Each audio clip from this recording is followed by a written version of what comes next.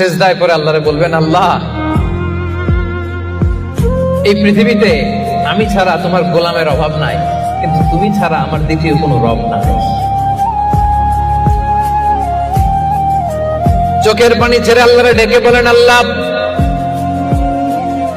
এই জমিনে আমি ছাড়া তোমার গোলামের কোনো অভাব নাই, কিন্তু তুমি ছাড়া দ্বিতীয় কোনো রব আমার নাই, তুমি ছাড়া দ্বিতীয় কোনো জায়গায় চাওয়ার সুযোগ আমার নাই।